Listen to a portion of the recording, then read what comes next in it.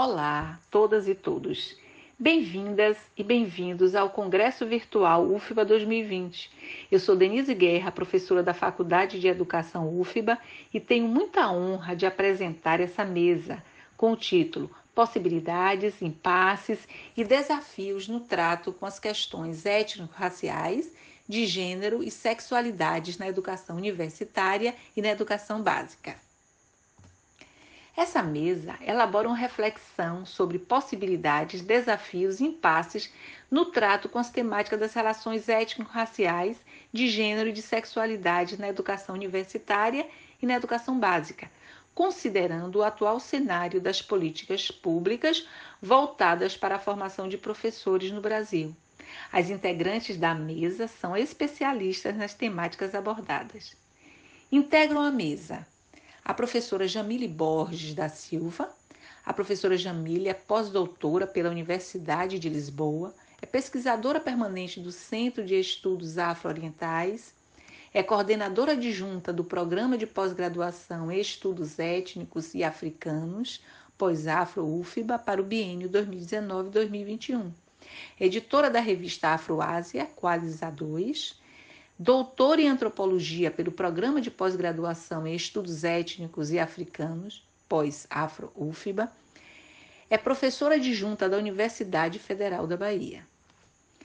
A segunda integrante da mesa é a professora Isaura Santiago Cruz. A professora Isaura é coordenadora de ações afirmativas, educação e diversidade da PROAI UFBA, é professora da Faculdade de Educação UFBA, é doutora em ensino, filosofia e história das ciências pela UFBA, é pesquisadora do Núcleo de Pesquisa e Extensão em Cultura e Sexualidade e do Núcleo de Estudos Interdisciplinares sobre Mulheres, Gênero e Feminismos. Pesquisa na área da formação docente em gênero e sexualidade e gênero e ensino de ciências. A terceira integrante da mesa é a professora Ivanilda Amado Cardoso. A professora Ivanilda é graduada em Pedagogia, é doutora em Educação, é integrante do Núcleo de Estudos Afro-Brasileiros NEAB, da UFSCar, é professora colaboradora do Núcleo de Estudos Afro-Brasileiros e Indígenas, NEAB. Atualmente é diretora de Políticas para a Educação Superior na Secretaria da Educação do Estado da Bahia. E a quarta integrante da mesa é a professora Eliane Fátima Boa Morte do Carmo. A professora Eliane é graduada em Pedagogia com habilitação e orientação, supervisão e administração escolar, é especialista em Direitos Humanos, História e Cultura Africanas e Afro-Brasileiras, com ênfase na cultura do Benin, e especialização em História e Cultura Afro-Brasileira e Indígena. É mestre em História pelo Programa de Mestrado Profissional em História da África, da Diáspora e dos Povos Indígenas da Universidade Federal do Recôncavo da Bahia. Atualmente é coordenadora do Núcleo de Políticas Educacionais das Relações Étnico-Raciais, NUPE, núcleo vinculado à Diretoria Pedagógica da Secretaria Municipal de Educação de Salvador.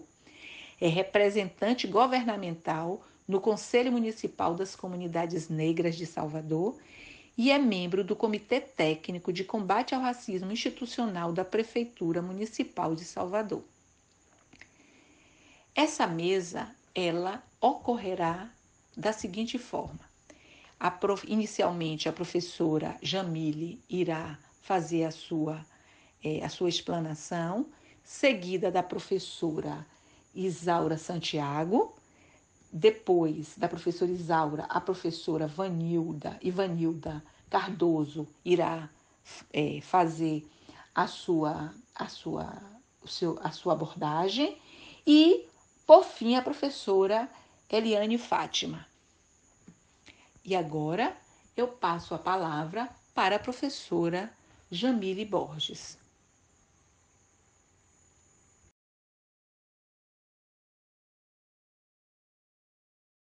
Olá, eu sou Jamile Borges, sou professora da Faculdade de Educação da Universidade Federal da Bahia, sou coordenadora do Programa Multidisciplinar de Estudos Étnicos e Africanos da Universidade Federal da Bahia e fui convidada para essa mesa no Congresso Virtual para tratar das possibilidades, dos impasses, dos desafios no trato com as questões étnico-raciais.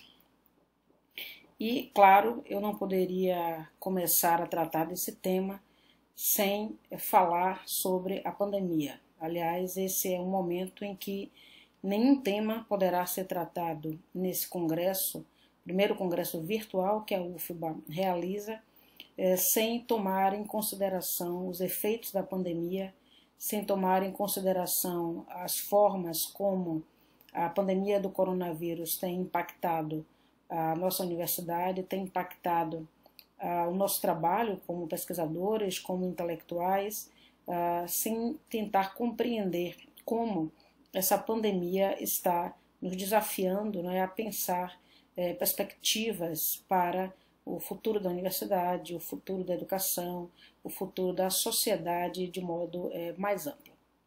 E eu gostaria, inclusive, de começar essa discussão hoje, né, sinalizando para aquilo que alguns autores, pesquisadores do campo dos estudos da sociedade têm chamado a atenção para o fato de que nesse período, né, o enfrentamento da pandemia ele tem em geral sido gestado em 5 fases, né? A primeira fase foi aquela fase conhecida como a fase dos memes, né, em que as pessoas no mundo inteiro começaram a lidar com a situação do Covid, né, do coronavírus, a partir de criação de memes, né, foi uma vasta publicação de histórias, de anedotas, de imagens curiosas relacionadas ao vírus, até pelo desconhecimento que grande parte da população mundial ainda tinha com relação ao coronavírus. Depois vem uma segunda fase, que é chamada fase do medo ou a fase do contágio. Então, a maior parte das pessoas começou a, de fato, lidar com a aproximação, né, com as informações sobre o vírus, né, os modos de disseminação, as formas de contágio, a ideia de confinamento, de isolamento social, de quarentena, ou seja, todo um vocabulário, uma gramática nova que as pessoas precisaram aprender para lidar com a pandemia, né, com o medo desse contágio. Uma terceira fase, que é a chamada fase da empatia, né, ou fase da solidariedade, a ideia de que as pessoas começaram a criar ou a tentar desenvolver, né, uma espécie de engenharia, né, de laço social para amparar pessoas que estavam sendo vítimas, né, do coronavírus. Então, várias redes de solidariedade se criou, tanto para apoiar pequenos empresários, né, pequenos agricultores, pequenos produtores, pessoas que vivem na informalidade, que dependem dos expedientes da informalidade, da economia informal para sobreviver, né. Uma quarta fase, que é a fase da busca pelo conteúdo. Então a gente tem visto aí a proliferação de lives, né, a disseminação de vídeos, de conversas online, de seminários online, de videoconferências. Então uma série de situações que mostram como essa demanda por conteúdo, não apenas em relação ao coronavírus, mas conteúdos em relação às formas como o desenvolvimento das sociedades e as diferentes sociedades têm criado, né, estratégias de saúde e políticas públicas para o enfrentamento dessa pandemia. E a última fase, né, que é o olhar para o futuro, né, que é a busca de futuro, a busca de esperança, a busca de horizontes em relação ao atual estado de coisas. Então, o que nós temos de fato é uma ausência, né, de projetos de futuro, uma ausência de projetos de amanhã. Aquilo que eu estou chamando então de uma arquitetura de exceções, né? As sociedades, sobretudo a nossa, o Brasil, atravessa, né, uma seríssima crise no enfrentamento à pandemia. Tivemos recentemente 2 trocas de ministros da saúde, uma área estratégica para a condução, a formulação de políticas públicas no enfrentamento a essa pandemia.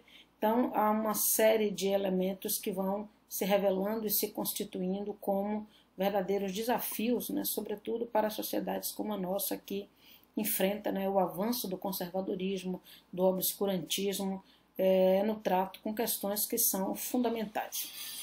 E isso, então, nos leva ao segundo tópico dessa fala de hoje, né, que é pensar como diferentes grupos étnico-raciais, como diferentes grupos têm sofrido, né, o impacto dessa pandemia.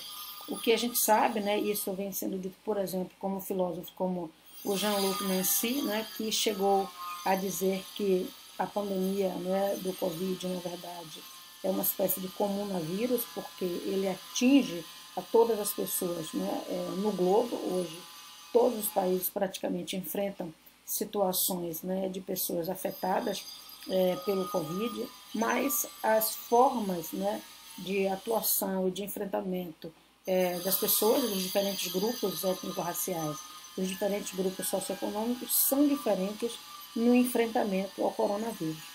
Então, o racismo estrutural, ele também se revela nesse momento como um elemento distintivo, né, na formulação dessas políticas públicas. A gente tem visto e ouvido pesquisas em países, por exemplo, como os Estados Unidos, e mesmo no caso do Brasil, em que as populações pretas, as populações pretas e pardas, as populações de rua, as populações mais vulneráveis em geral, são populações, né, que têm o distintivo, né, racial das populações negras, né, elas têm sofrido mais diretamente o efeito do Covid e têm morrido mais pessoas dentro desses estratos, né, de maior vulnerabilidade socioeconômica do que nos estratos da chamada elite ou da chamada classe média. E aí a pergunta que a gente precisa fazer, né, que é uma pergunta que Darcy Ribeiro já fazia desde os anos 90, né, qual é o papel da universidade? E eu pergunto qual é o papel da universidade em meio a essa pandemia, né? Darcy Ribeiro então perguntava, será que a universidade ela pode se converter num instrumento de mudança intencional das nossas sociedades? Essa é uma pergunta fundamental que a gente tem tentado responder, não apenas a partir desse congresso, mas toda a trajetória das universidades públicas, é uma trajetória que vem tentando responder às grandes formulações da sociedade. A Universidade Federal da Bahia não foi diferente, né? Nós somos, né, a primeira universidade do Brasil e uma universidade que tem uma trajetória bastante contundente, né, numa tentativa de oferecer respostas às grandes perguntas que a sociedade tem feito. E aí a base, né, dessa conversa hoje, que é pensar os desafios, as possibilidades, as estratégias de resistência, como a universidade, né, e como os intelectuais podem ajudar na formulação de dispositivos, né, para a produção de uma educação antirracista, como a universidade pode ajudar a formular estratégias de resistência, né, a essa tentativa de desqualificar e de descredibilizar o trabalho científico, que é hoje uma nota, né, bastante marcante desse período que nós estamos vivendo, né, ou seja, como construir, né, uma outra narrativa sobre essa pandemia pode, por exemplo, nesse momento nos ajudar a entender, né, por que o Brasil, o último país a abolir a escravidão, é um país em que o racismo estrutural, ele de fato define, né, como aquilo que somos, como nos tornamos, né, esse país em que a dimensão, por exemplo, né, do trato com as populações mais pobres, o trato, a violência contra as mulheres, a violência contra as mulheres negras, né, a dificuldade que nós tivemos de incorporar políticas de ação afirmativa, de incorporar política de cotas. Então, há uma estrutura, né, de poder que foi erguida sobre o trabalho escravo e, portanto, é imperativo, né, reconhecer que só a fabricação de uma educação antirracista pode apontar caminhos para responder aos desafios que esse cenário tem nos colocado. E aí eu quero fazer coro também nesse momento com o trabalho da Sueli Ronick, quando ela vai defender, né, a necessidade do que ela chama de uma insurreição macropolítica, ou seja, a construção, né, programática de uma nova consciência histórica, de uma nova consciência de classe, né? Então, pensar a educação em um mundo, né, de escolhas culturais e de escolhas políticas. pensar a educação como instrumento, né, para a criação e consolidação de projetos de educação emancipatória e comprometida com as populações mais vulneráveis. Esse tem sido o papel desses intelectuais comprometidos, né, com a luta antirracista, com a destruição do velho sistema, das velhas estruturas, né, do sistema patriarcal capitalista moderno, que tem colocado grande parte dessas populações na esteira, na margem das decisões, na periferia dos poderes decisórios. Então, entender que o racismo ele é estrutural, né?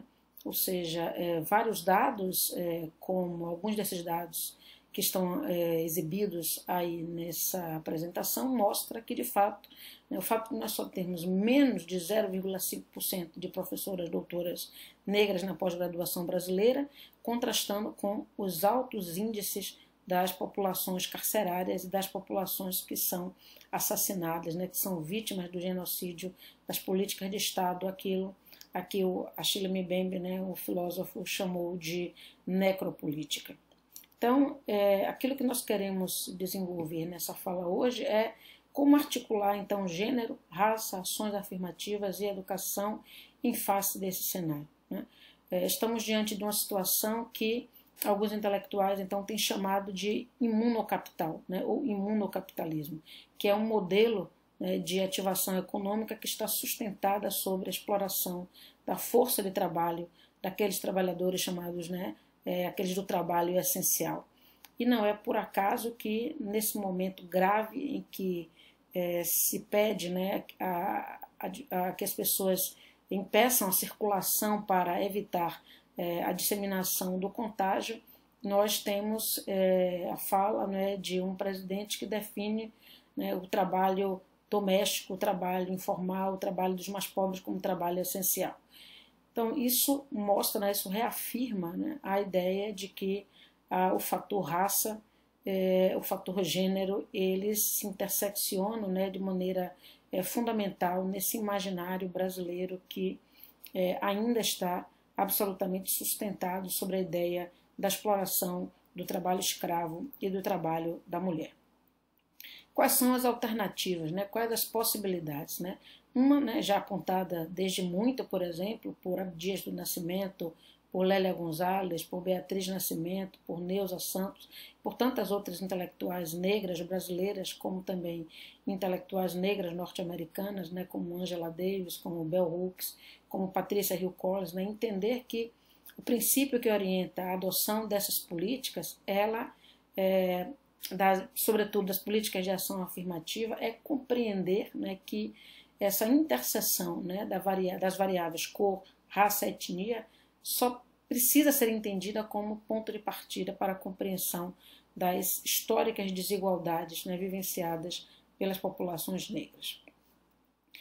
Isso nos leva a uma outra dimensão, né?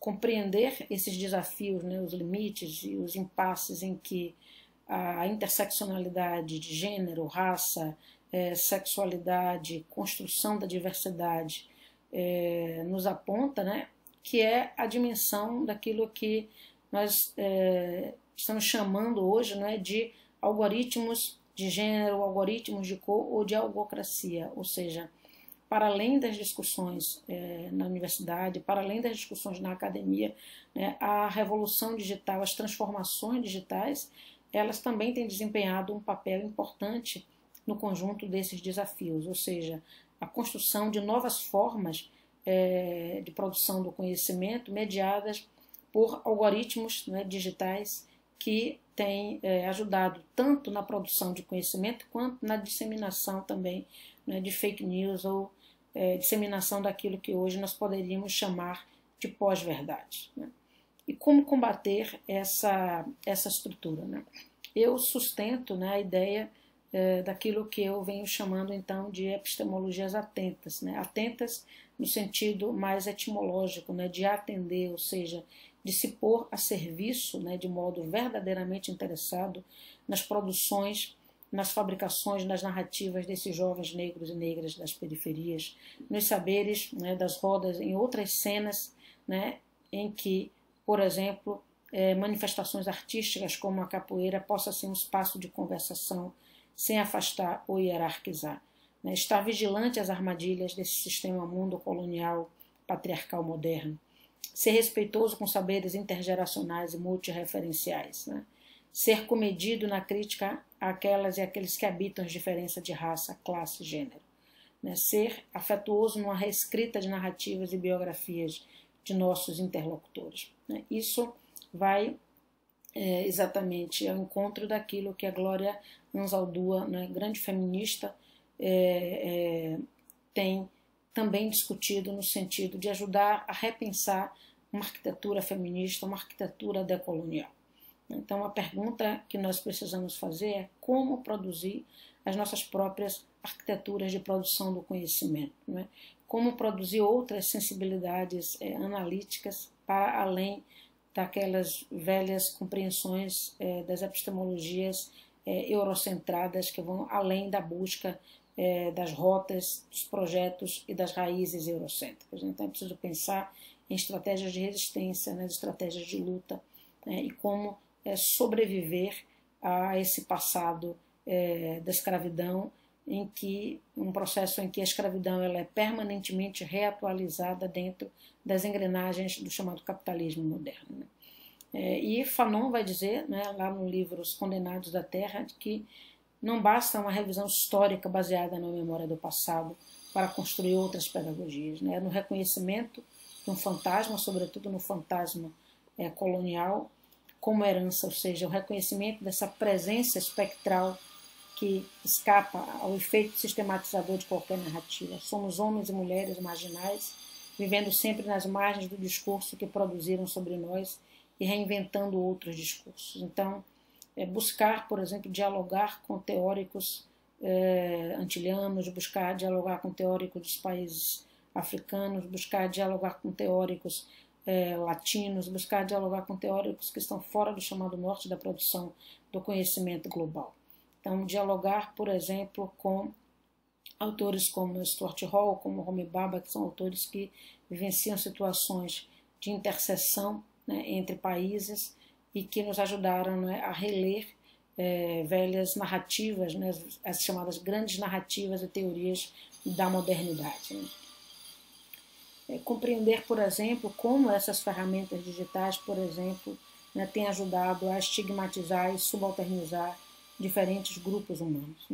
É preciso um reposicionamento reparativo para pensar a história das populações negras na diáspora a partir da recusa do individualismo metodológico, ou seja, estabelecer rodas de saberes, estabelecer pedagogias vitais e epistemologias atentas à linguagem, como diria Bell Hooks, ou seja, nosso ser são palavras, a luta desses oprimidos pela linguagem para nos recuperar, para reescrever, para reconciliar. Nossas palavras elas não são sem importância, elas são um ato de resistência. Portanto, é a partir do domínio da língua, é a partir do domínio dos saberes, da produção do conhecimento, que nós seremos capazes de estabelecer outros lugares de combate dentro das universidades. Retomar também a partir dos trabalhos da Angela Davis, por exemplo, quando ela vai dizer que a interseccionalidade encoraja cada acadêmica feminista a se envolver criticamente com as nossas próprias hipóteses, seguindo os interesses de uma investigação reflexiva, feminista, crítica, responsável e também antirracista. E para pensar como os nossos currículos, como nossos projetos e processos de formação de professores pode ajudar a reposicionar nossos currículos ainda de certo modo anacrônicos, ainda de certo modo absolutamente eurocentrados. Partir daquilo que eu estou chamando então de insurgências epistêmicas. Entender esses componentes curriculares em sinergias com as transformações históricas. Estabelecer a produção de currículos que estejam assentes em outros horizontes discursivos e inclusivos. Portanto, é imperativo fabricar novas matrizes curriculares que estabeleça e defenda a justiça cognitiva, que estabeleça e lute por uma outra geopolítica do conhecimento em que a gente possa descolonizar as nossas referências, que possa se fabricar sentidos à luz das lutas, né, dos diferentes grupos, das populações tradicionais, das populações ancestrais, das populações ribeirinhas, né, das comunidades quilombolas, das populações indígenas, das populações LGBT, né, reivindicando o direito à memória histórica e a essa memória de luta. Né. Produzir essas insurgências teórico-metodológicas como imperativo ético, por exemplo, no trato, né, nas nossas pesquisas com as populações subalternizadas. Né. Entender que todo saber disciplinar, ele é também disciplinado. Então, compreender que nosso papel, nosso desafio, né, como intelectuais em uma instituição pública de ensino é estar permanentemente sintonizado com as lutas das populações, as lutas por transformações em uma sociedade mais justa, mais humana, com mais justiça cognitiva, mas também com justiça socioeconômica, com justiça racial, uma sociedade mais digna, onde todas as pessoas possam ter direito a existir plenamente e com dignidade. Olá, pessoal. Em primeiro lugar, gostaria de agradecer o convite das coordenadoras do PIBID e do programa Residência Pedagógica, professoras Noemi Santana e Denise Guerra, e dizer do grande prazer em compor esta mesa juntamente com a professora Jamile Borges, minha colega da Faculdade de Educação da UFBA, FACED, a professora Ivanilda Amado Cardoso, representante da Secretaria Estadual de Educação, e a professora Eliane Fátima Boa Morte do Carmo, representante da Secretaria Municipal de Educação. Sou Isaura Santiago da Cruz, professora da FACED, atualmente coordenadora de Ações Afirmativas, Educação e Diversidade na PROAI, nossa Pró-Reitoria de Ações Afirmativas e Assistência Estudantil. Já atuei no PIBID como coordenadora de área e também como coordenadora institucional. Pesquiso na área de sexualidade e gênero, mais especificamente na formação docente. Portanto, venho refletindo já há algum tempo sobre as questões de gênero e sexualidade, tanto no âmbito da educação básica quanto da formação docente na universidade. Nesse sentido, gostaria de compartilhar algumas experiências no âmbito do PIBID e, mais recentemente, um projeto de extensão desenvolvido em uma escola da Rede Municipal de Educação. Antes de falar dessas experiências, gostaria de comentar que as discussões sobre gênero e sexualidade no âmbito da educação básica e da formação docente, embora sejam sempre referidas como uma novidade no campo da educação, na realidade remontam às primeiras décadas do século XX e sempre foram objeto de preocupação de diferentes segmentos sociais, desde os gestores públicos, segmentos religiosos e até os movimentos sociais. A ideia da necessidade de uma educação sexual ou educação para a sexualidade promovida no espaço escolar, portanto, não é somente uma demanda contemporânea, como se pode pensar inicialmente. Nessa perspectiva, é impossível pensar ações de educação sexual ou para a sexualidade sem pensar na formação docente. E é nesse campo que eu venho estudando, pesquisando e atuando há pelo menos 10 anos. Mas como o nosso tempo é curto, vamos às experiências. A primeira delas é um curso de formação em sexualidade que comecei a desenvolver desde 2014, inicialmente somente com os bolsistas de ciências naturais e a partir de 2019 aberto para bolsistas de outras áreas. Ou seja, o foco são os docentes em formação e ao mesmo tempo as professoras das escolas nas quais desenvolvíamos o projeto de gênero e sexualidade do PIBID de Ciências. As atividades foram desenvolvidas aos sábados, uma vez por mês, em encontros presenciais de 4 horas de duração e também através de atividades disponibilizadas em ambiente virtual, Moodle, né?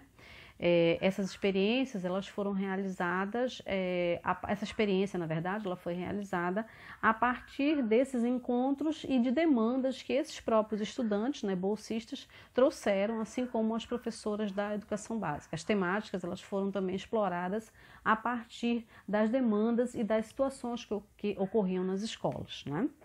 A outra experiência, que é um pouco decorrência desse trabalho, né, decorrente desse trabalho no PIBID, é um projeto de extensão, né, denominado Oficina de Sexualidade, Gênero, Cuidado de Si e do Outro ou da Outra em Escolas de Educação Básica, que vem sendo realizada na Escola Municipal Cidade de Jequié desde julho de 2018.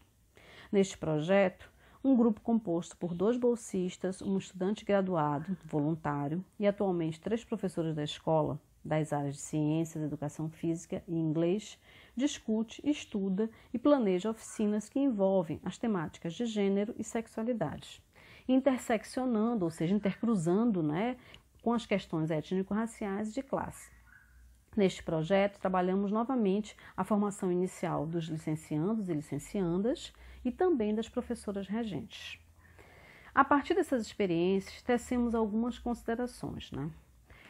Apesar de já haver ocorrido várias propostas de formação continuada de docentes nessa área, vide cursos de programa de gênero e diversidade na escola, algumas formações promovidas pelas Secretarias de Educação do Estado, município, cursos promovidos pela professora Tereza Cristina Fagundes, né, aqui em Salvador, através do ProEdSex, um Instituto de Biologia da UFBA, cursos de formação do NEIM, que é o Núcleo de Estudos Interdisciplinares sobre Mulheres e Feminismo, também aqui da UFBA, né?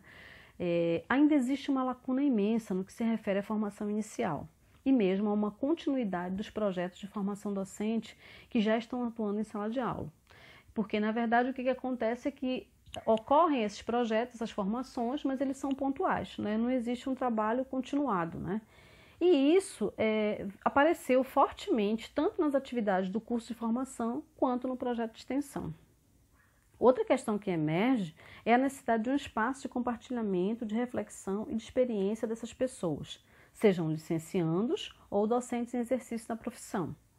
Isso ocorre porque no decorrer das atividades ou discussões sobre essas temáticas, as professoras são levadas a refletir sobre seus próprios valores e experiências pessoais nesse campo, o que demanda um processo de formação e acompanhamento contínuo, que não se resolve com as formações pontuais, né? Esse é um dos pontos, né? E a gente vem trabalhando isso tanto através das reuniões, dos projetos das oficinas, quanto das formações do PIBID, né? A gente tem também uma proposta, né, de que essa formação ela possa estender também para os bolsistas do residência pedagógica, mas isso ainda está em discussão, né? Estamos ainda pensando, vou ter algumas discussões com a professora Denise, né, que é a coordenadora institucional, para ver se a gente consegue estender essa formação. Até porque muitos bolsistas que estão hoje no residência pedagógica, eles foram bolsistas do PIBID e em algum momento alguns tiveram contato com essa temática e têm manifestado desejo de continuar com esse trabalho, né? Então, o que acontece? Em relação a esses licenciandos, né, essa demanda deles está relacionada muito com questões da ausência de disciplinas ou atividades nos cursos de formação inicial que abordem as temáticas de sexualidade e gênero, né? Pois, mesmo nos cursos de ciências naturais ou ciências biológicas, essas disciplinas, quando existem, são ofertadas como optativas e nessa condição nem todos e todas têm oportunidade de cursá-las. Nas licenciaturas das outras áreas, isso aí eu falei em relação a ciências naturais e ciências biológicas, mas nas outras áreas, na maioria das vezes, não existem sequer disciplinas com essa temática, nem mesmo optativas. Dessa forma, os futuros docentes, muitas vezes, né, e as futuras docentes também, eles não têm esse contato, né, e só vão se dar conta dessa falta, digamos assim, dessa ausência de formação ao enfrentarem o cotidiano das escolas, durante os estágios, da atividade do PIBID ou residência pedagógica. Entretanto, as vivências com diferentes expressões de sexualidade, seja o uso dos palavrões de cunho sexual, as manifestações de homofobia, de sexismo, intercruzadas com os preconceitos de raça, de classe social, estão presentes no cotidiano escolar, assim como na sociedade como um todo, né? Já que a escola ela é um reflexo, né, na verdade, dessas relações sociais. Dessa forma, é preciso refletirmos urgentemente sobre como estamos formando os futuros e as futuras docentes. Pois, na minha concepção, não é admissível que tanto os cursos de licenciatura como os programas de formação docente, como o PIBID ou residência pedagógica, não incluam formalmente essas discussões. Sabemos que atualmente vivemos um momento muito delicado em relação a isso, pois o governo do nosso país vem atacando sistematicamente essas pautas, chegando mesmo a excluí-las de diretrizes educacionais, como é o caso da BNCC, Plano Nacional de Educação e muitos planos estaduais e municipais, nos quais a simples menção à palavra gênero foi totalmente eliminada. Entretanto, é preciso resistir. Garantir a formação docente e os debates democráticos sobre gênero, sexualidade e suas interseccionalidades é garantir a proteção e o cuidado das pessoas LGBTQI+, para que elas e eles sejam respeitados em sua dignidade humana e não sejam excluídas das escolas, como vem sendo, né, há algum tempo, porque essas pessoas elas entram nas escolas, mas não conseguem permanecer, né? O nível de exclusão, de abandono é muito alto, né?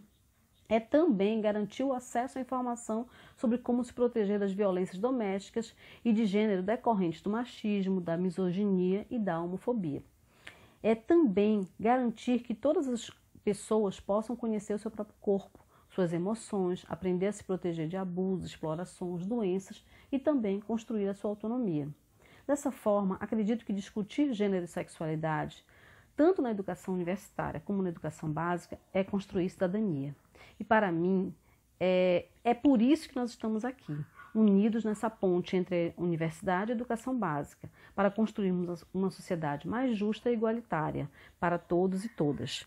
Agradeço pela oportunidade desse debate e desejo que possamos continuar, né, a partir dele, com ele ou a partir dele, construindo estratégias para avançarmos nessa luta. Obrigada.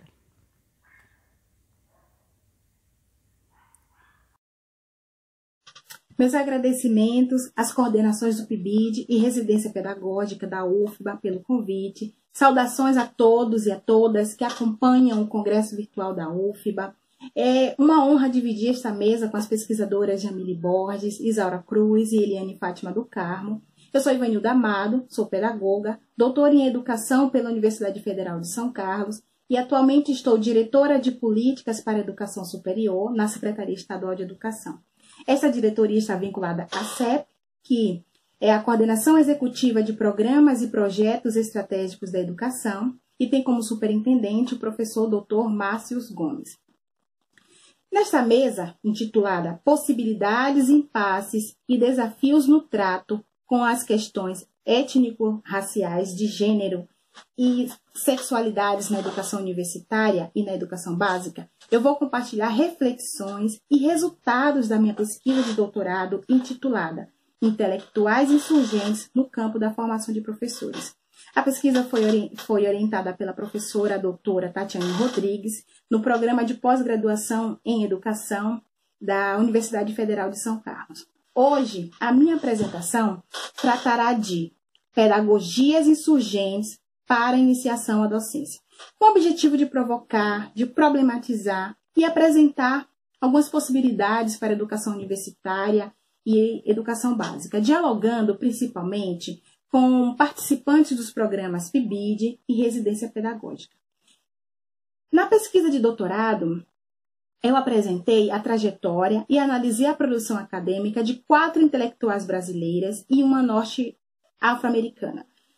As intelectuais são, vocês podem visualizar nas imagens, produzidas pelo meu irmão, Tito Lama, que é grafiteiro, foi proposital para que possamos, visualizar as imagens das pesquisadoras. As pesquisadoras doutoras são as professoras Petronília Beatriz Gonçalves e Silva, Wanda Machado, Ana Célia da Silva, Maria de Lourdes Siqueira e Joyce King.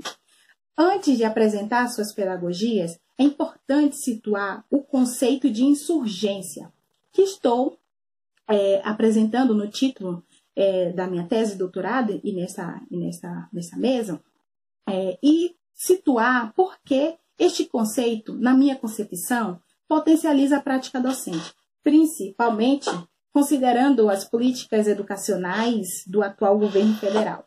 Então, o conceito de insurgência aqui apresentado vai além da opinião ou ideologia contrária à de um poder vigente, como é definido no dicionário. O conceito de insurgente está respaldado nas trajetórias de intelectuais negras que, na contramão do racismo, do patriarcalismo, do sexismo, do machismo, secaram as suas insubmissas lágrimas, fazendo a referência à Conceição Evaristo, e formaram network de intelectuais insurgentes. E mesmo que o sistema, ainda que o sistema se colocasse no lugar de outsider, de quem está fora do cânone, o sistema racista, machista e hegemônico, as colocasse no lugar de outsider, essas intelectuais, e aí Outsider fazendo uma referência ao conceito de Patricia Hill Collins, na minha concepção, essas intelectuais ascenderam socialmente, ingressaram nas universidades e tornaram-se docentes, produzindo teorias e práticas insurgentes para a educação brasileira. A formação de professores ainda é um grande desafio na implementação da Lei 10.639, e essa questão, o campo, né, da formação de professores é vastamente discutido e analisado por essas intelectuais. Ainda, infelizmente, é um grande desafio formar professores na perspectiva da educação das relações étnico-raciais no Brasil, tendo em vista as resistências, né, na reformulação das matrizes curriculares das nossas universidades, nossos cursos de graduação. Essa foi a discussão que eu desenvolvi na minha dissertação de mestrado, também defendida num programa de pós-graduação em educação da UFSCar, e centenas de pesquisas que têm analisado, né, as matrizes curriculares dos cursos de pedagogia, das licenciaturas, também têm identificado a resistência e as problemáticas em relação às reformulações curriculares dos cursos de licenciaturas. Então, na minha concepção, considerando esse desafio, o PIBID e Residência Pedagógica, como programas de incentivo e de valorização do magistério e de aprimoramento do processo de formação de docentes para atuação na educação básica, são programas estratégicos, na minha concepção, para a promoção da equidade racial, para a implementação da Lei 10.639, para a formação de professores numa perspectiva antirracista. Então, na UFBA, por exemplo, a gente pode localizar diferentes atividades curriculares desenvolvidas, né, pelos participantes do PIBID e do Residência Pedagógica. Então, esses programas têm grande potencialidade para fortalecimento da formação de professores na perspectiva das relações étnico-raciais. Vale ressaltar, vale lembrar que a partir do dia 1º de junho, as secretarias de educação deverão habilitar as escolas que receberão os projetos submetidos pelas universidades proponentes, através da plataforma CAPES, né, as secretarias irão habilitar as escolas. Então, no que se refere ao estado da Bahia, por exemplo, para fortalecimento da educação básica, em articulação com as universidades proponentes, as instituições podem articular os seus projetos com as ações da Secretaria de Educação. As ações, os programas já desenvolvidos pela Secretaria de Educação. Né? Na CEP, por exemplo, que é a coordenação executiva, como já mencionei anteriormente, 2 diretorias desenvolvem programas e projetos para educação básica e educação superior. E esses programas, eles são potencializadores do processo de formação de professores.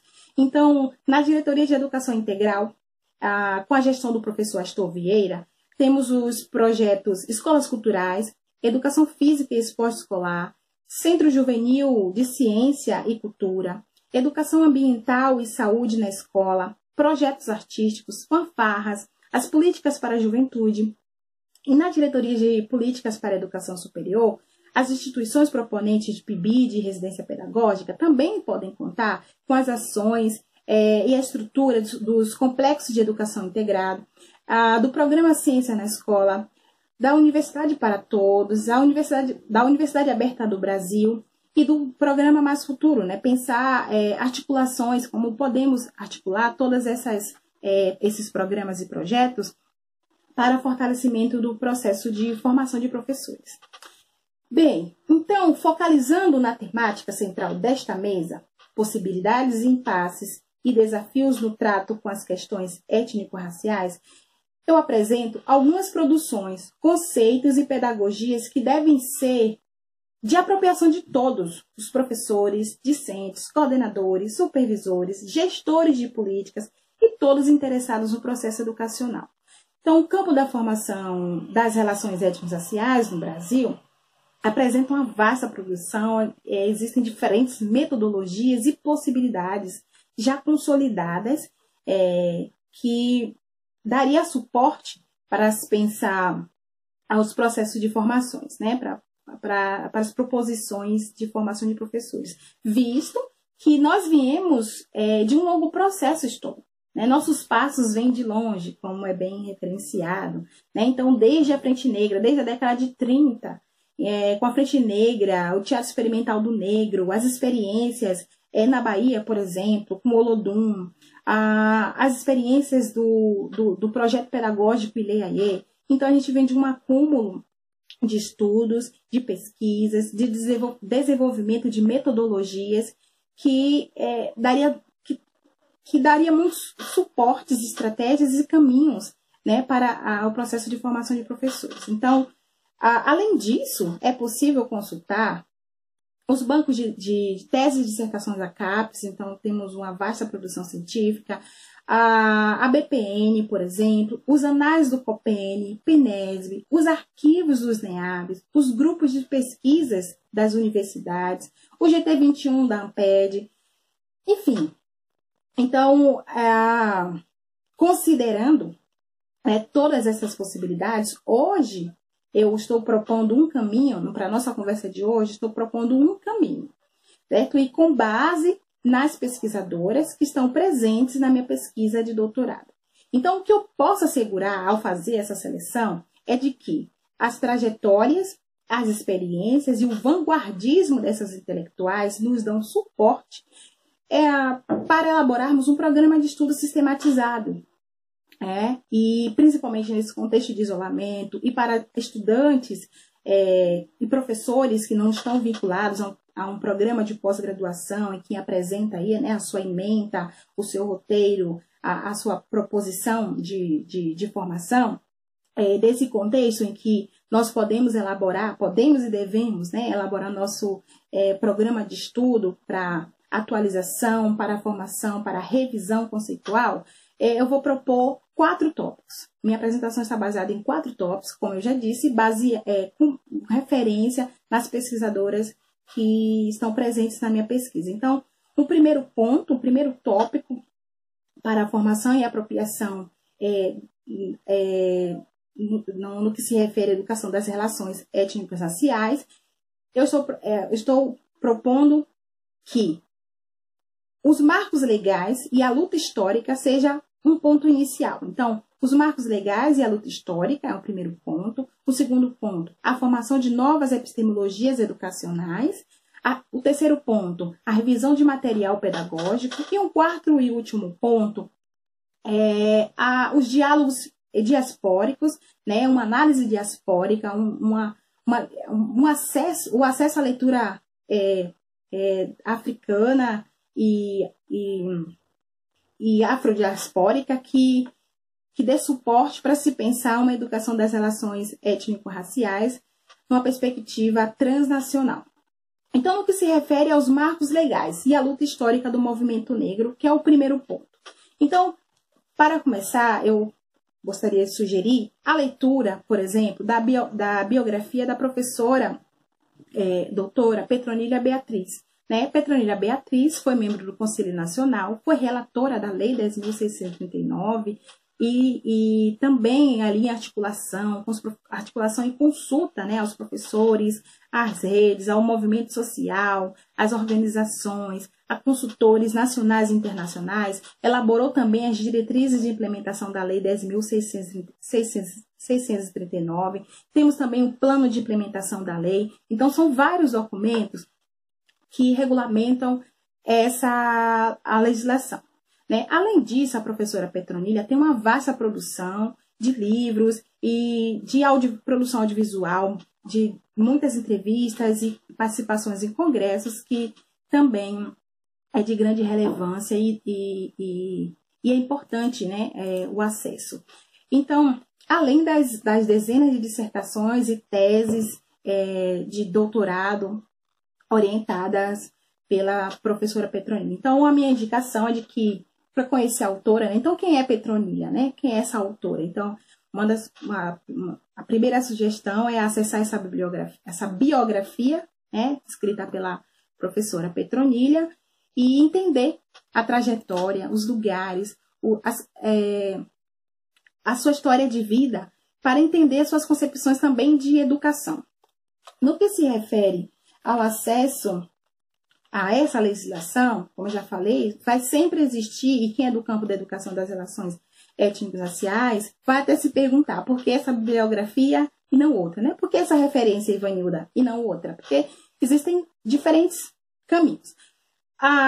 Eu indicaria, para assim, entender esse debate, primeiro, né, da educação das relações étnico-raciais, a trajetória histórica da Lei 10.609, bem como os documentos regulamentadores da lei, esse livro. Escolhi esse livro porque ele também tem em PDF, aí, na dificuldade da compra de livro, ele tem em PDF, né, na internet, e ele apresenta uma trajetória histórica aí da educação antirracista até a aprovação da Lei 10.639. Então, é possível encontrar no PDF. Outro livro importante também nesse debate, tem outras discussões aí, é o Superando o Racismo na Escola, que também apresenta um panorama, né, geral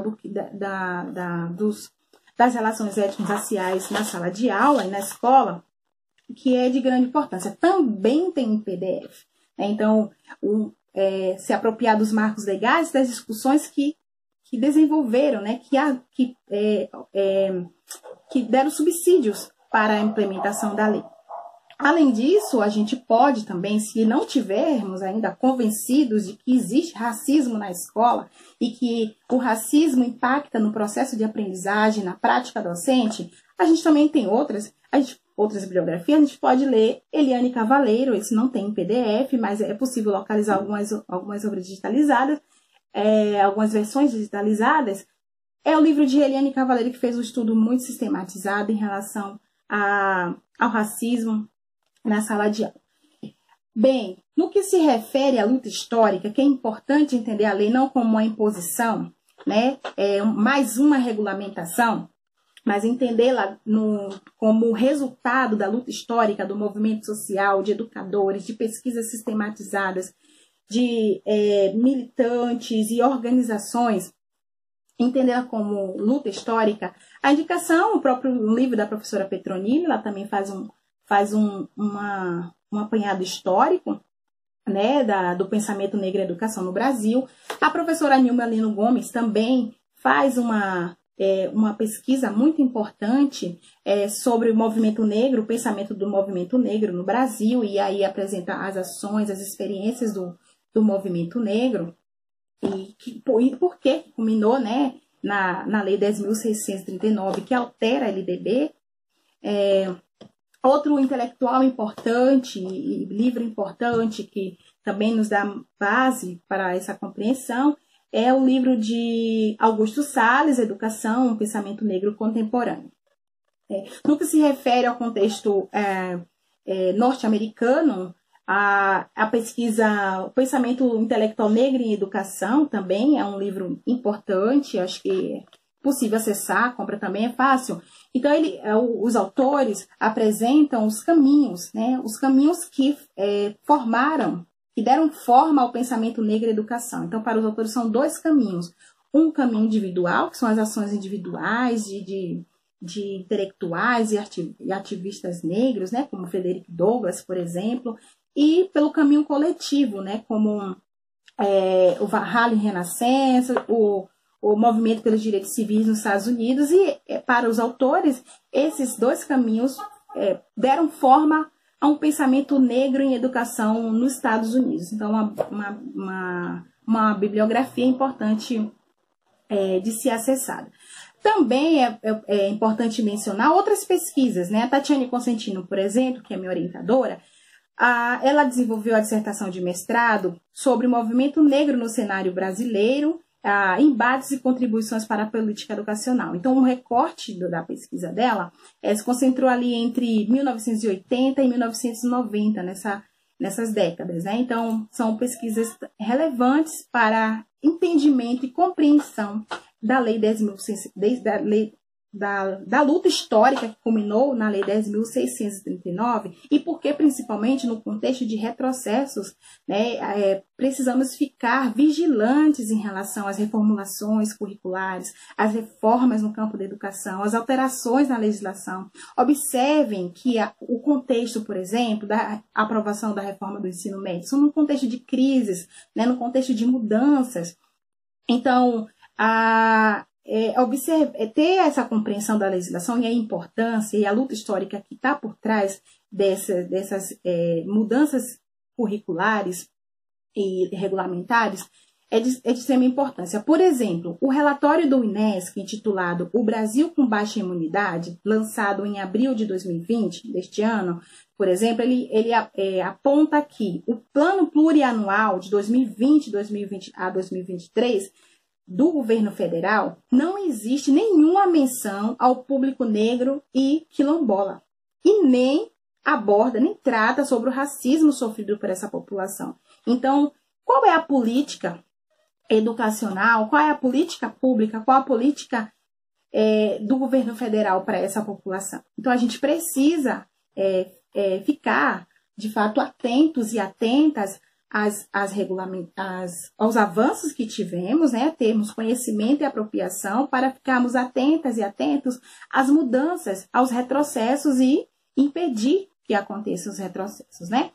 Bom, no que se refere à formação de novas epistemologias, né, a gente tem diferentes epistemologias, diferentes perspectivas teóricas, para um projeto de educação antirracista. Então, a minha proposição, como possibilidade de estudo, é a produção centrada no que as professoras Wanda Machado e Lourdes Siqueira produziram como possibilidade. Então, Wanda Machado, na minha concepção, ela é um guardiã da educação ancestral, né? Ela tem uma produção muito centrada e considerando a comunidade, ao respeito aos valores africanos, os mitos africanos, é uma referência, uma base de referência na pedagogia de Wanda Machado, né? Ela fala uma coisa, é poética também a educação de Wanda Machado, né? Ela nos diz que é impossível ensinar sem falar de amor, sem tocar sem tocar e sem olhar nos olhos, né? Ela pergunta, como educar sem saber a cor dos olhos das crianças, né? Então, Wanda Machado, ela devolve para a gente a possibilidade de afetividade na educação, que também é de extrema importância. E ela apresenta, então, conhecer um pouco de Wanda Machado, para entender a sua concepção de educação. Ela é autora desse livro, né, Pele da Cor da Noite, e por esse livro a gente consegue entender um pouco as trajetórias e as concepções de Wanda Machado no que se refere à educação. Também ela é autora aí, de um projeto de grande importância que inovou a educação na Bahia e que também foi referenciado fora do Brasil. Pesquisadores de fora do Brasil vieram para a Bahia. Enquanto a gente está na Bahia, a gente busca referências, né, de outros países, de outros estados. Esse projeto de Wanda Machado é uma referência em outros países. Tem pesquisadores que vieram conhecer a experiência do Ireaiô. E aí Wanda Machado apresenta uma nova epistemologia. O que essas autoras estão pautando, que também é um pouco defendo na tese do meu doutorado, é que outras metodologias e epistemologias foram formuladas por essas intelectuais e elas devem serem consideradas nos processos de formação de professores. Então, aí como uma base poética e uma base artística também, Wanda Machado produziu Prosa Nagô, é um livro muito relevante, são as falas, né? Um pouco o registro do seu campo de pesquisa, o que está nas entrelinhas, né? No nosso campo de pesquisa, na produção. Então, é um livro interessante para se pensar processos de formação de professores. Outra intelectual de relevância para a proposição de novas epistemologias educacionais, eu posso citar a professora Maria de Lourdes Siqueira, por exemplo. Então, aqui a biografia dela também é a mesma editora, a Masa Edições, que também publicou a biografia da professora Petronilha.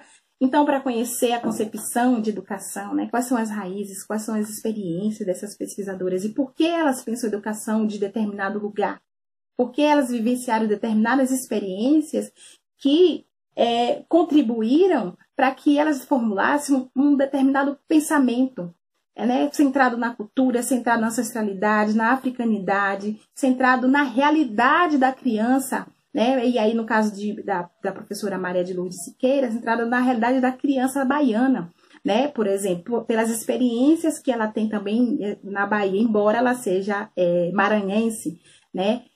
Mas as experiências, e a experiência de mulher nordestina também, isso, desse lugar de mulher nordestina, de mulher negra, elas produziram teorias e produziram pedagogias importantes que devem ser consideradas no processo de formação de professores. Então, ainda de Maria de Lourdes Siqueira, neste livro, ela apresenta algumas produções, artigos, teses, resumos, né, alguns comentários e algumas exposições, palestra que ela foi ministrando ao longo da sua trajetória. Então, é um material bem importante para acessarmos.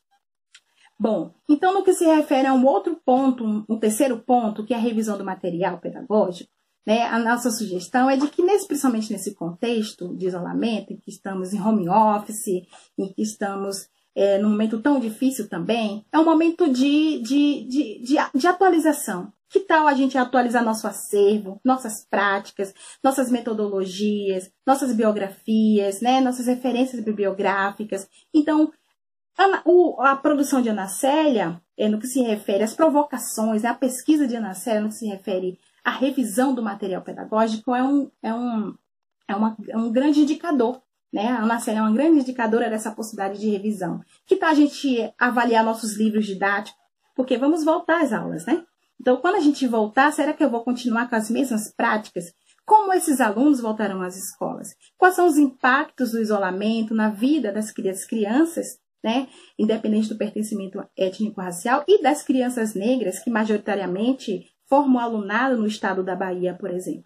Então, na série, ela faz uma revisão, ela faz uma análise crítica do material didático e apresenta, isso é muito atual, né, embora a gente tenha avanços nesse campo, assim, de ilustrações, tem muita literatura para didáticos e didáticos interessantes que avança nesse debate, mas ainda precisamos avançar mesmo na produção das nossas imagens, das linguagens, né, que envolve o processo de aprendizagem. Então, Ana Célia falou sobre a discriminação do negro no livro didático e apresenta uma pesquisa pioneira nesse campo. Ana Célia também produziu, né, escreveu a sua biografia, que tem parte de um pouco da trajetória da professora Ana Célia, e também ela apresenta alguns artigos, né, produzidos ao longo aí da sua vida acadêmica. Então, a literatura também é recomendável, urgente, né, e necessária. Bom, então, no que se refere ao último tópico sobre diálogos diaspóricos para pensar a educação, eu sugiro a leitura da bibliografia da professora doutora Joyce King, né? Joyce King é professora na Georgia State University, na universidade que fica no estado da Geórgia, né, em Atlanta, nos Estados Unidos.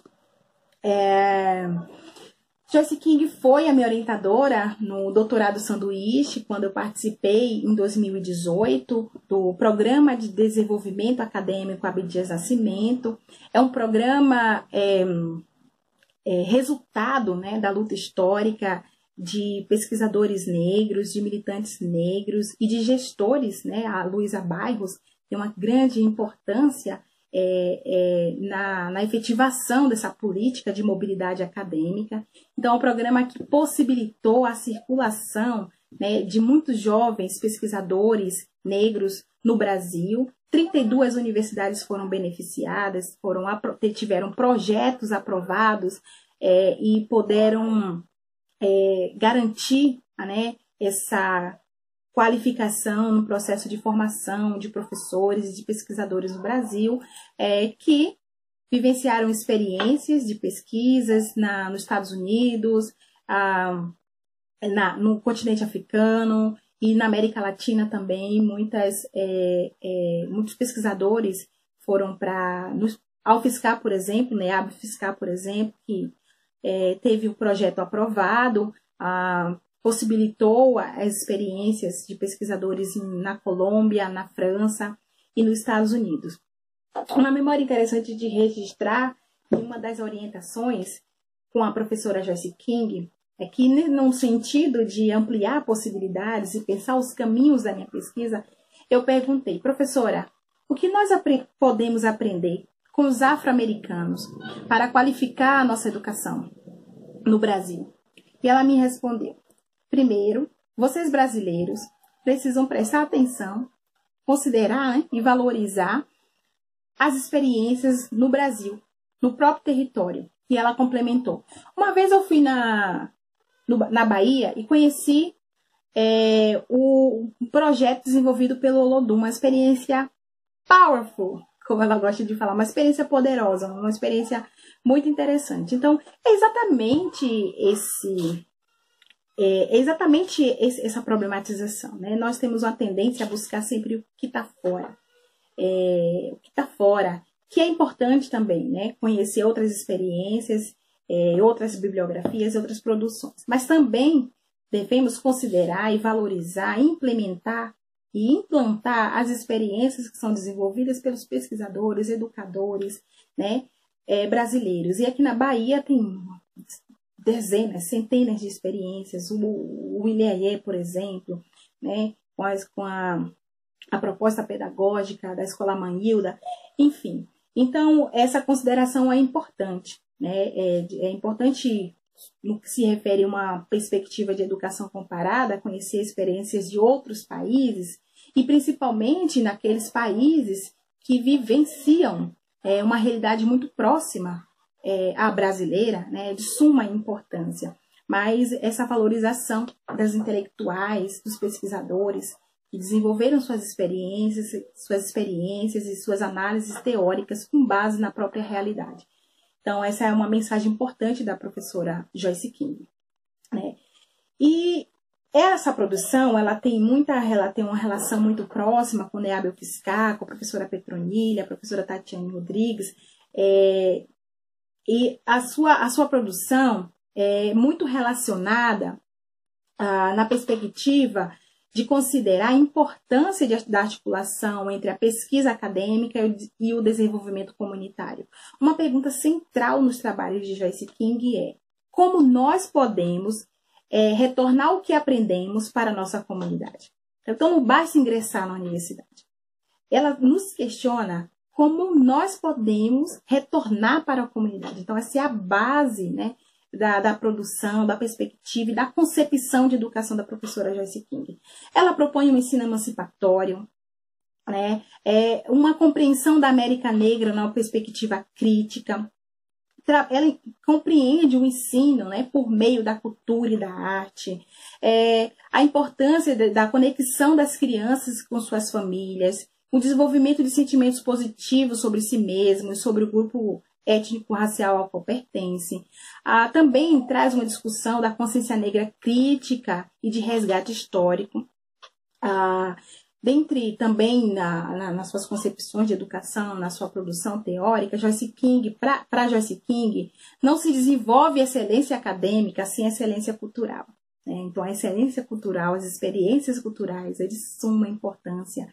E aí, por exemplo, na Secretaria de Educação, a gente tem diferentes projetos que estão, embora não necessariamente embasados ali na concepção de Joyce King, né, no que se refere à concepção teórica, mas na prática é isso. Então, as escolas culturais, o que são as escolas culturais do estado da Bahia? Né? É o desenvolvimento da excelência cultural que interfere no processo de aprendizagem, né, que contribui para o processo de aprendizagem. Então, as escolas culturais, o Ciência na Escola, as fanfarras, os projetos artísticos são experiências que fortalecem esse processo. Então, é um pouco também da concepção de Joyce King. Então, ela afirma, né, assim, ela considera que as crianças precisam aprender sobre o que aconteceu com suas famílias, com seu bairro, com seu povo, né, para que elas tenham a oportunidade de desconstruir imagens racistas. Então, um pensamento, né, uma concepção de educação ali pautada na experiência negra nos Estados Unidos, que tem muita relação com nossa experiência por conta da complexa trajetória que nós negros vivemos na diáspora africana, né? Então, são algumas saídas potentes aí, através, baseadas, né, na produção da professora Joyce King. Então, esse é um outro livro, eu tenho muitos outros, e aí, para quem tem dificuldades, né, em relação à leitura, né, do inglês, Joyce também produziu temos artigos traduzidos para português, então ela tem um artigo que está nesse livro aqui, organizado pela professora Nilma Lino Gomes e a professora Petronilha, que é Usando o Pensamento Africano e o Conhecimento Nativo na Comunidade. Outro artigo também em português, que está na revista Reveduc, é uma revista eletrônica da UFSCar, que é Educação, Comunidade e Relações Étnico-Raciais e Experiências nos Estados Unidos e em Mali. Então, ainda nessa perspectiva de entender a educação em outros contextos, e principalmente naqueles contextos que aproximam-se, né, a nossas experiências na Bahia, por exemplo, um estado majoritariamente negro, essa pesquisa sobre a educação dos negros no sul dos Estados Unidos, o sul dos Estados Unidos, acho que eu focalizo aqui também. E aqui, sobre essa questão da mobilidade acadêmica, né, esses pesquisadores que participaram de um programa de mobilidade na USP também fizeram alguns estudos de educação comparada mesmo, comparando o contexto de educação nos Estados Unidos e no Brasil. E com a leitura a gente percebe quantas aproximações temos, né? Como nossa realidade, em alguns aspectos, estão muito relacionadas com as experiências dos negros nos Estados Unidos, principalmente no sul dos Estados Unidos. Então, bom, para finalizar, considerar, né, que nós não temos o direito, enquanto professores, enquanto gestores, enquanto educadores, nós não temos o direito de desconhecer a legislação, né, principalmente como sujeitos históricos que vivem em uma realidade, né, que 80% do mundo foi colonizado, principalmente como sujeitos históricos em que vivencia, né, que vivem em um país racista, em que a maioria, no caso da Bahia, do alunado, é majoritariamente negra. Então, a gente não pode invisibilizar os marcos legais, a gente não pode deixar de conhecer os marcos legais, a gente não pode invisibilizar a produção teórica de intelectuais, principalmente os intelectuais baianos, nordestinos e brasileiros, né?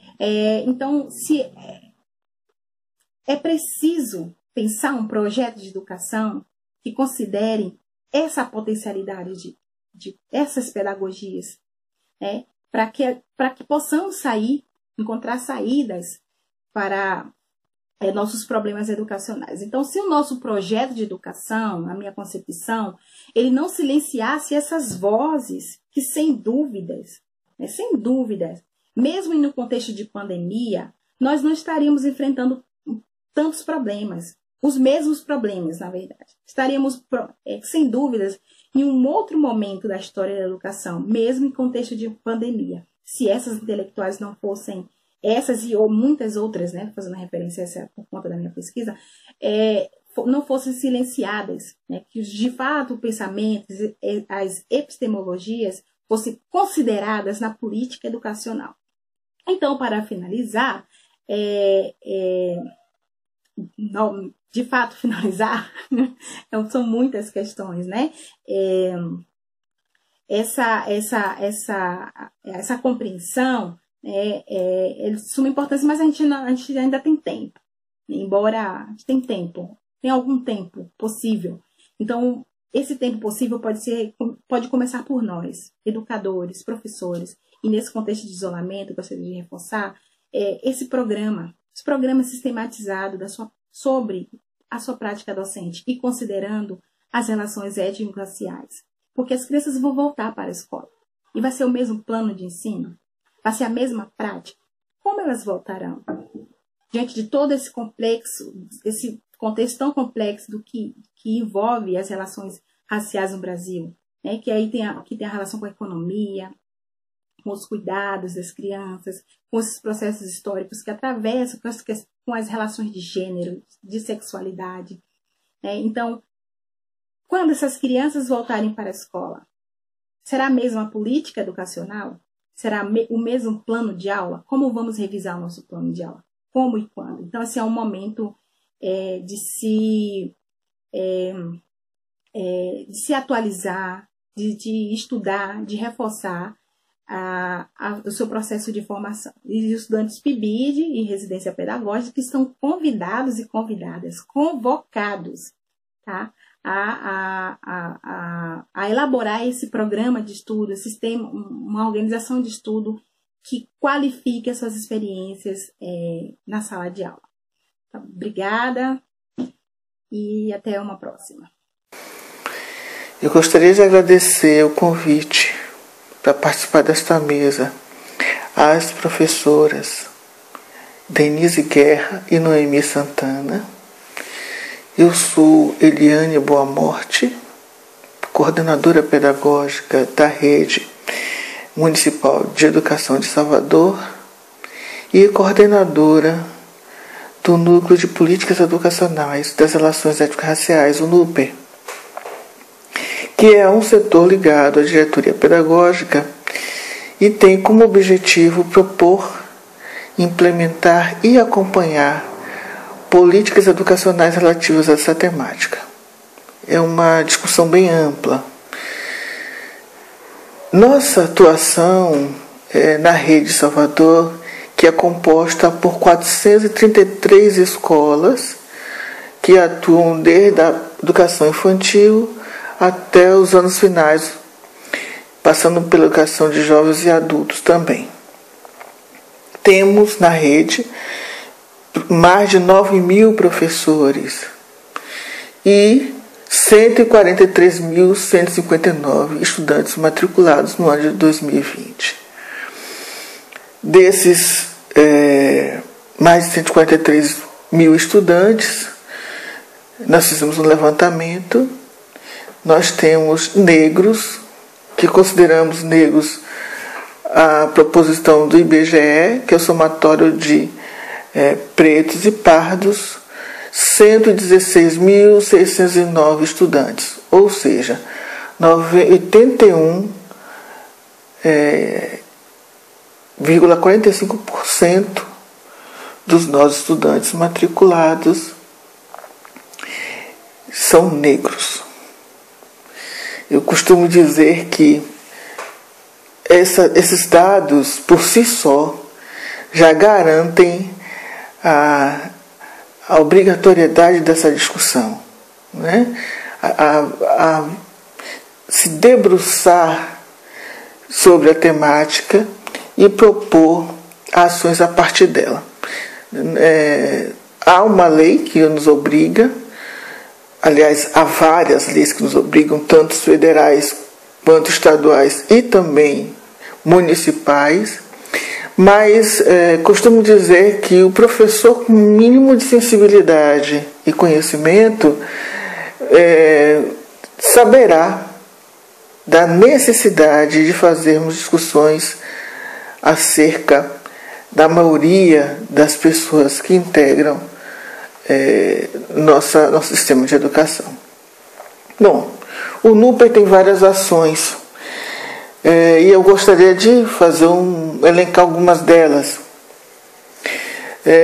Nós temos uma grande discussão que é a inserção do quesito raça-cor em todos os documentos oficiais da Secretaria, e eu posso garantir que esse é o grande tema que alavanca as discussões da temática étnico-racial, que é a questão da identidade, discutir a identidade, e nós sempre começamos a partir de uma pergunta que norteia toda essa discussão, que é: quem é negro no Brasil? E a partir das discussões que nós fazemos com esse questionamento, nos leva a fazer incursões pela história, pelo material didático, pela atuação do professor no cotidiano. Nós temos, dentro dessa questão, dessa temática, a formação de profissionais da educação, não só professores, mas gestores, ADIs. Nós temos uma proposição de que a comunidade escolar precisa estar afinada com esse discurso e com conhecimento dessa temática.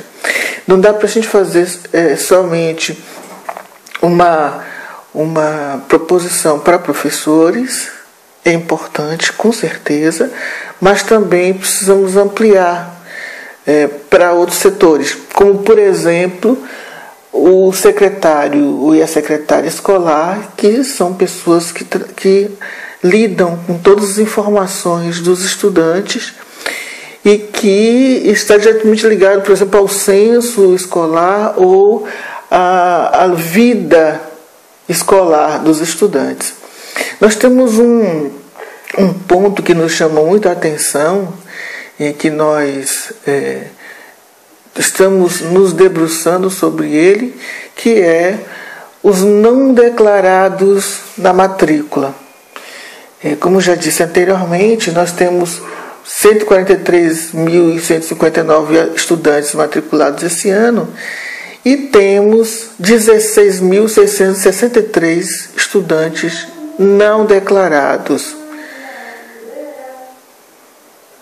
Ou seja, nós temos um contingente de pessoas, estudantes matriculados, que não tem uma definição dentro da política pública de educação. Nós não sabemos quem eles são em termos de identidade. Uma outra ação que nós fazemos é a análise do material didático. Então a gente tem faz parecer técnico dos materiais que chegam para ser analisados, e também utilizamos esses materiais como forma de discussão de como trabalhar a temática da educação na sala de aula, no cotidiano. Nós temos um material próprio, nossa rede, que também serve de subsídios para fazermos essas discussões. Também fazemos parceria com outros órgãos. Não há como fazer uma discussão dessa amplitude para a cidade de Salvador sem termos parcerias. Então nós atuamos também junto ao Conselho Municipal das Comunidades Negras, a CEMU, Secretaria da Reparação, com várias ações, Programa de Combate ao Racismo Institucional, por exemplo, as comissões de verificação de autodeclaração em concursos públicos, a CECIS, que é a Secretaria de Sustentabilidade, Inovação e Resiliência, nos quais nós estamos fazendo grandes discussões e propondo um projeto para discutir racismo ambiental de uma perspectiva da educação. E a Secretaria também Municipal da Saúde, porque nós temos uma grande necessidade de discutirmos doença falciforme na nossa rede. Começamos a fazer algumas discussões, mas agora tivemos que parar e achamos de grande pertinência que nossos profissionais de educação conheçam a doença falciforme, as suas causas, os seus sintomas, para que possam atender ou acolher esses alunos e alunas que possuem essa doença nas suas especificidades. A Ouvidoria Geral também do município é uma parceira nossa, acolhendo as denúncias de possível racismo nas escolas, e nós temos também a Ouvidoria Setorial da Secretaria de Educação, que nos indicam possíveis ações, possíveis denúncias que são tratadas também pelo NUPE. São vários setores que nós fazemos essa parceria, também o setor de matrícula, dentro da Secretaria de Educação, onde nós fazemos a discussão de como essa matrícula, essas informações, esses dados da matrícula são coletados, porque eles são os dados que nós utilizamos como materiais para discussão. Bom, é importante mostrar para vocês como é que se estrutura o NUPE. O NUPE é um setor que está dentro do órgão central, mas que tem suas representações vindas das gerências regionais. Nós temos 10 gerências regionais que compõem todo o espaço, o território de Salvador, e em cada gerência regional dessa nós temos um núcleo do NUPE que estará diretamente ligado às escolas para acompanhar a ação dessas escolas e para realimentar o planejamento que fazemos todo mês do que foi planejado, foi executado, do replanejamento das necessidades para cada uma dessas gerências regionais. Bom, tendo esse panorama que nós fizemos de como se estrutura a rede de Salvador, a atuação do NUPE, ela é basicamente, como já foi dita, nessa início a partir do quesito raça-cor. E nós temos esses dados coletados a partir de todas as listas de presença. Então, nas listas de presença das ações da Secretaria, existe o quesito raça-cor. É interessante porque essa lista de presença nos dá muitos feedbacks de pessoas que não querem marcar um X dentro daquelas características que são definidas pelo IBGE, as 5 características de preto, pardo, branco, amarelo, indígena. Tem pessoas que não aceitam fazer um X nessas características. Algumas riscam, outras dizem que pertencem à raça humana.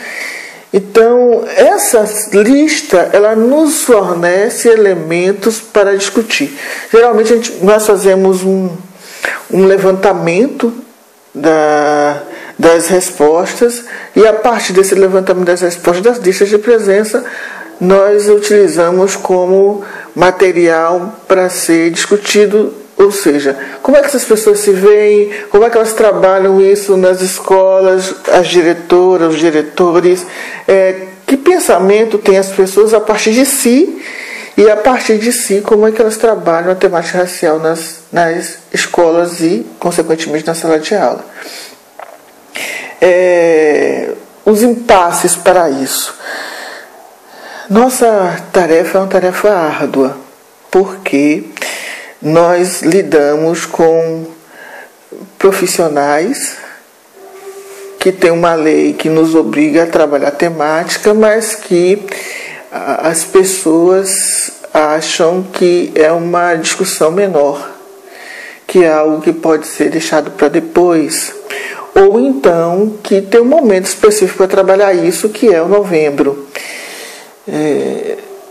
E a gente faz um fluxo ao contrário, falando da necessidade dessa discussão ser trabalhada não só em novembro, mas ao longo do ano e principalmente no cotidiano. Como esse conteúdo, como essa temática, ela não deve ser descolada das ações do dia a dia. Como, por exemplo, se a gente for trabalhar o conteúdo de ciências, a gente não pode esquecer que o nosso racismo, o racismo no Brasil, ele é um racismo daquilo que a pessoa vê, né? Então a pessoa começa a julgar o outro a partir do fenótipo, a partir da primeira impressão. E essa primeira impressão ela está expressa, estampada, gravada no corpo. Então, quando se trabalha o corpo em educação física, em ciências, que corpo é esse? Quais são as marcas que compõem esse corpo? Então, a gente não pode escolar essa temática, que é uma temática do cotidiano, dos conteúdos que são trabalhados no currículo. E o currículo é o nosso grande material de estudo e momento de discussão. Relacionado à questão do conteúdo e dos componentes curriculares, tem também os materiais didáticos, né? Durante muito tempo se falou da dificuldade que o professor tinha de conseguir materiais didáticos que falassem sobre a temática. Mas temos muitos materiais trabalhando na temática, mas com qualidade duvidosa. E como às vezes não podemos deixar de trabalhar com esses materiais, o importante é que o professor saiba ou tenha subsídios para ressignificar este material, dar a esse material um significado diferente, ou a partir dele fazer um aprofundamento, uma discussão interessante. Então, esse é um outro desafio que precisamos ter. O conhecimento do processo histórico. Geralmente, o professor, mas não só o professor, a sociedade, ela fala muito do hoje, do agora, né? Eu não concordo com isso, mas não concorda por quê? Não tem um conhecimento do processo histórico para hoje entender por que determinadas coisas são feitas dessa maneira, né? O não concordar e tem que ter um lastro dentro desse processo histórico e não desse imediato, dessa visão muito curta das coisas. E isso para mim está ligado numa questão muito simples e ao mesmo tempo muito complexa, que é a visão da certeza. Nós temos certeza de tudo. A gente não pensa numa outra possibilidade, porque ao ver, a gente já tem certeza do que está vendo, certeza do que quer, certeza para julgar, certeza para avaliar. Eu acho que nós estamos precisando ter menos certeza.